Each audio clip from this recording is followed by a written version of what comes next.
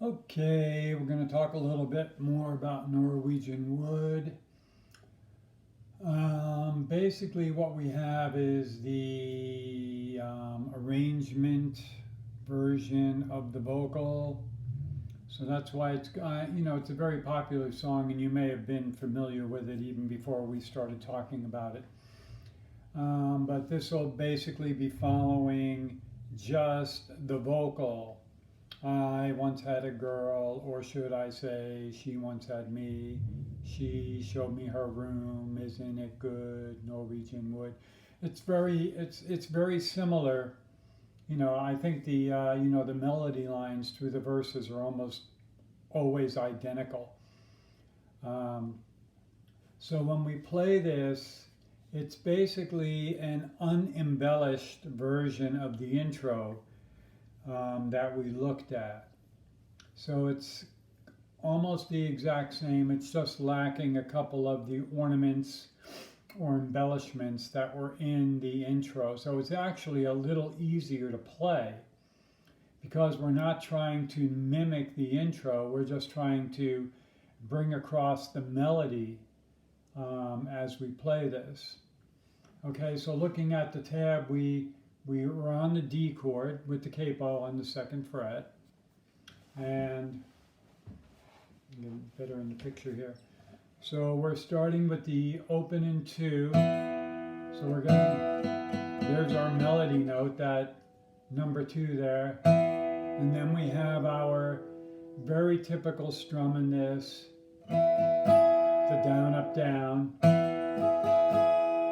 So we have I, then we have the 4th fret, which we'll pick up with our pinky, just like in the intro, back to the 2nd, then to the open. So we have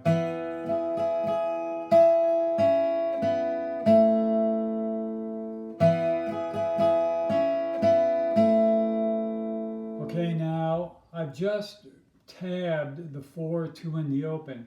When you're actually playing that, if you happen to accidentally hit the open D string, you can do it that way. Or you can, once again, you're going to hold down that D chord. You can play the 4, 2 open along with the upper D note. So there I'm playing the G string and the B string. Or you can do it this way, the open D and the G string. Or you could do all 3.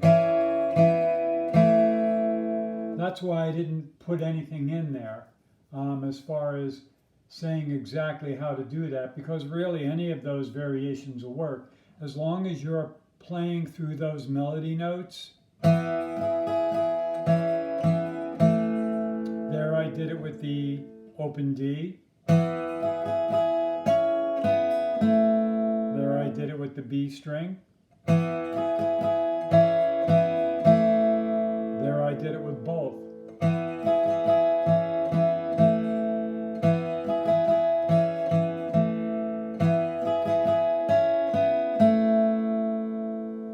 Okay? The main thing is that you're playing the 4, the 2 to the 0 and holding the chord. So it really doesn't matter, as I said, which strings of those 3 you pick.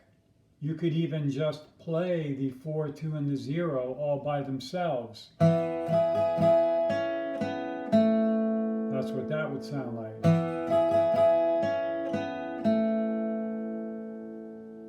I don't recommend that. I think the other ones sound better, but just kind of to make the point that if you wanted to do that, that's perfectly fine, because once again, you're just playing the melody of the song. Then we get to the 4th fret on the D string. Now, when you get to that 4th fret on the D string there's 2 ways that you can approach that. You can put your fingers back down on the D chord and then just strum that D chord, and that's what I have tabbed. I have the 4th fret, pinky on the 4th fret there, and then I have the 2, 3, 2. So I'm playing the 4th fret, then doing that down, up, down again. Or you can leave the 2nd finger off and just do the 4th fret there, and then open 3, 2. And that gives you that dissonance. I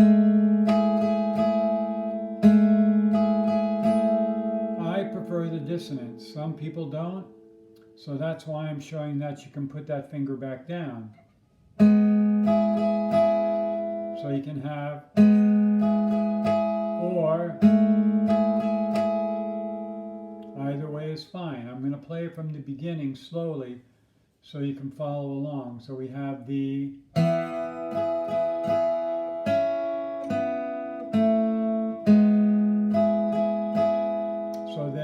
I put the 1st finger back down, so all I really have there is a D chord. Now I'm going to play it and leave the 1st finger up.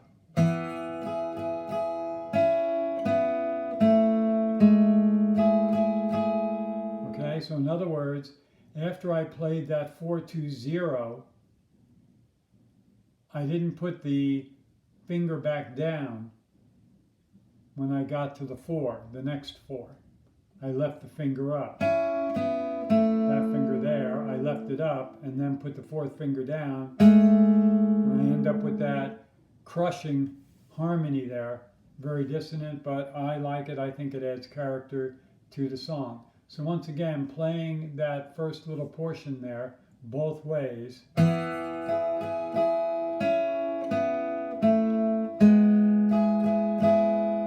Putting that 1st finger back down, and the other way.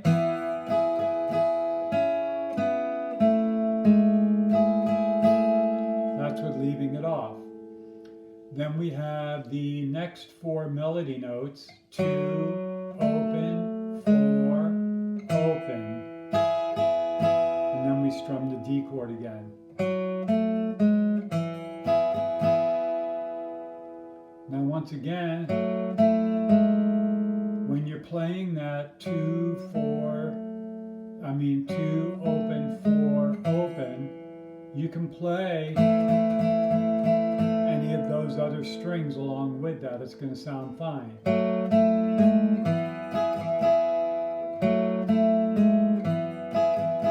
Or you can just isolate them. So what I'm going to do is I'm going to play through that 1st line, and I'm going to isolate the melody notes the 1st time through, and then the 2nd time through I'm not going to isolate the melody notes. That is to say, I'm going to pick other random strings along with them so you can hear the difference. So here we go, this time with the melody notes isolated.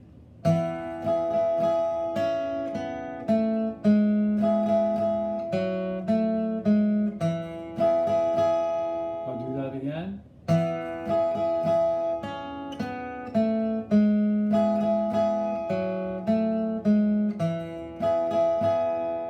Okay, now this time I'm just going to add random strings. I'm not really, if I played it 5 times, I'd probably play it 5 different ways.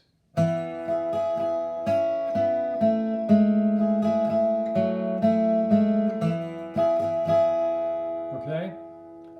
I like it that way better. To me, it adds a lot of color to the song. Okay, then we get to the next line. So we're coming off our fingers on the D chord at the end of the 1st line. And then we just simply bring the middle finger down to the C note there, or the 3rd fret. And then 2, open, open, 3. Open A, followed by the down, up, down, up, down. And now here's that little turnaround that we talked about last week. And that's going to bring us back to the beginning. And once again with that, as you know, you can pick several strings. The ones that you're holding down, you can play them all if you want. Or you can isolate them. Either way, it doesn't really matter. And then that's just going to repeat. There's a repeat sign there. That's going to repeat back to the beginning. So I'm going to play it from the top slowly and repeat back to the beginning.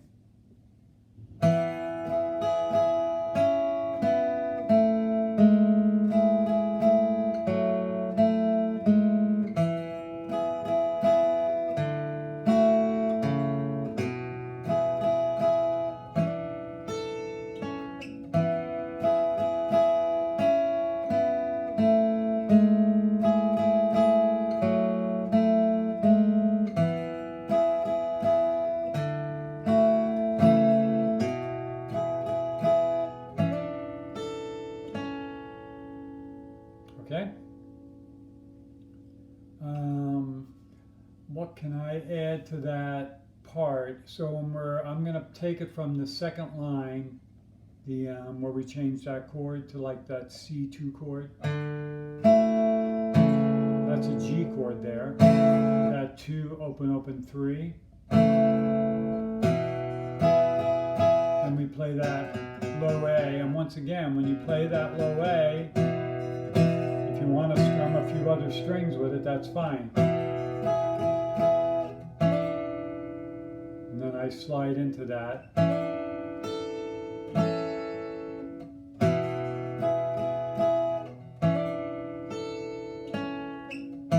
Back to the beginning. Okay, I'm going to play through that one more time. As you notice, at the beginning, on the first line, I prefer when we get to after the 4-2-0-4, you know, the 4-2-0 going to this 4 here, I prefer to leave the first finger down so that my second chord there is not 2-3-2, it's actually 0-3-2. But I didn't know how you felt about the dissonance. That's why I thought I would include that option in case you prefer the purer sound like that as opposed to. Okay? That's your choice. There's not a right or a wrong there. It's just, that is a subjective choice. You just do the one you like. Now, what we have on the next two lines is the melody again, but an octave higher. And what I like to do if you listen to the song all the way through, after he does a verse and a chorus, or whatever you would call it in this particular case, there's kind of like a sitar solo, kind of like a sitar guitar solo that happens. And this can be used in that spot. And we'll talk about that when we finally put the whole thing together. But just to examine this, this is going to be the exact same melody as the first two lines, except it's going to be an octave higher. So what I have there is I have open, open, 7, 5, and I'm kind of kicking out that B string. So I end up with this very open sound. And then what I have is a little strum.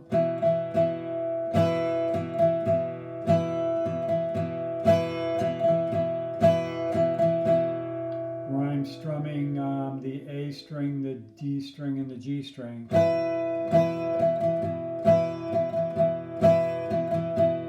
I want to pause there for a minute. So when you're doing that first strum there on these three strings, the A, D, and the G,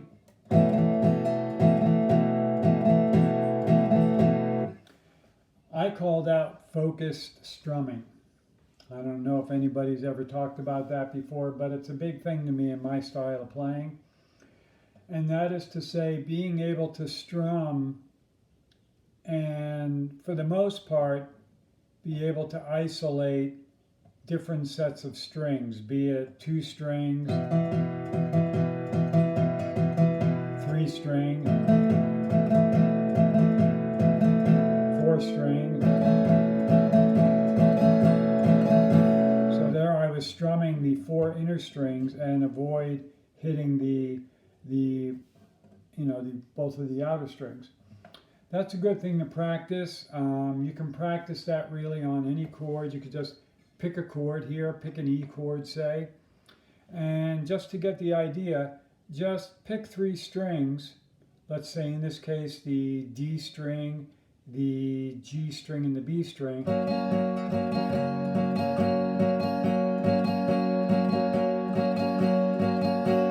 And practice strumming just those 3 strings. Every now and then you're going to hit one of the other ones. I do it all the time. But I want to have the ability to, for the most part, be able to isolate those 3 strings. So that's why I call it focused. We're focusing in on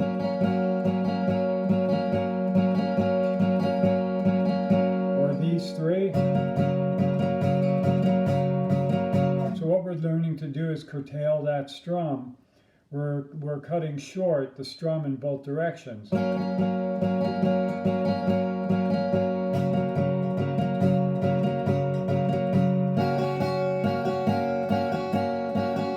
Now it's easier when you're playing, when one of your group is one of the outer strings, because you really don't have to worry about what happens after that. And same thing if you're practicing it using the lower E string, then you really don't have to concern yourself about when you're coming up because there's nothing there.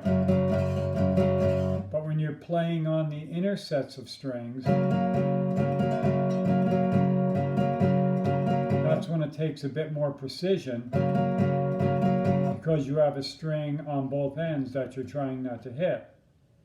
Realizing that if you do happen to hit it, it's probably going to be okay. In the case of what we're doing here, looking back at the music now, starting on the 3rd line, and we have this open D chord, that's going to be troublesome if you happen to hit the low E string. See, that messes it up.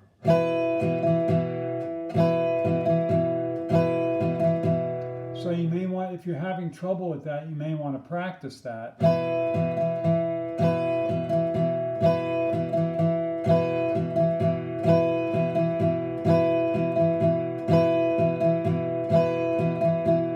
Okay? And then we are going to have an open 7, nothing 7, open 7, nothing 5, open 7, 8, open 7, 7. So that's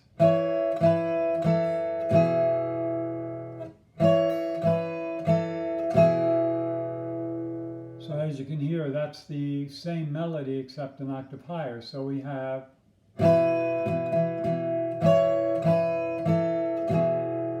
followed by another focused strum. And once again, if you happen to hit that B string, there's no harm done because that's in the chord. But once again, you really need to avoid this low E string when you're doing those focused strums. Back to the beginning of that line.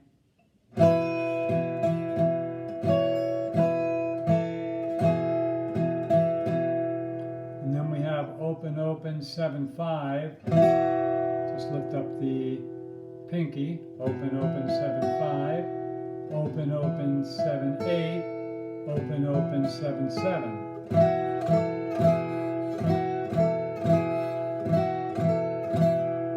Okay? So I'm going to play that entire line 3.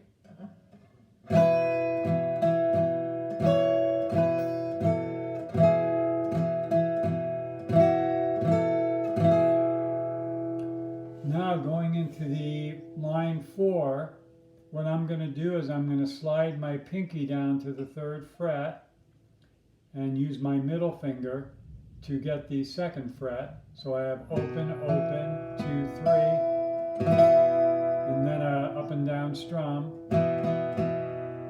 on that same chord.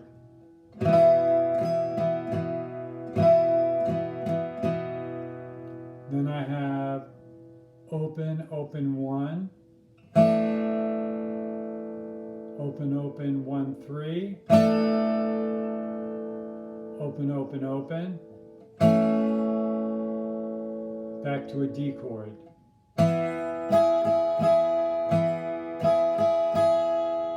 Okay, I'm going to play through lines 3 and 4 slow.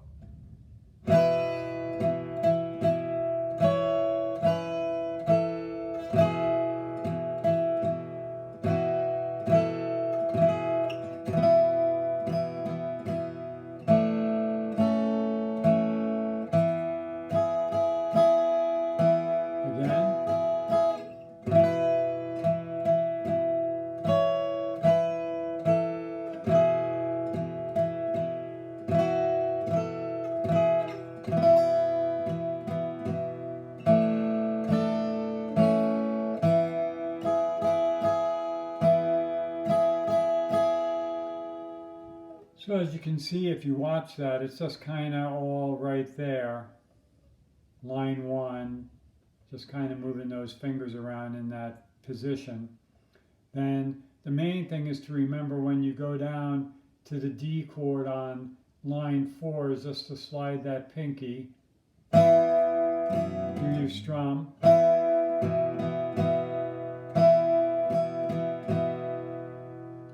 First finger, add the pinky.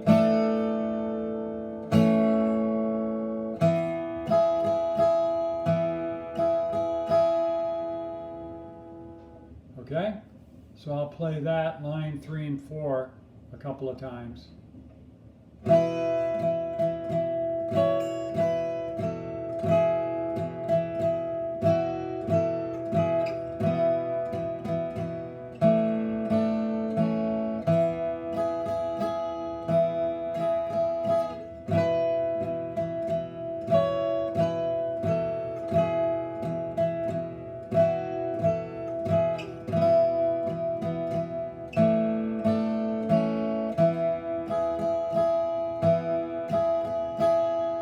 And then from there, if you wanted to, you could go into the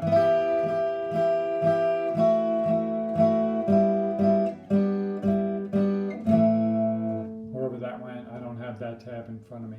But both of these, since both of these pairs of lines represent the verse, after you play either of them twice, you can go into the bridge.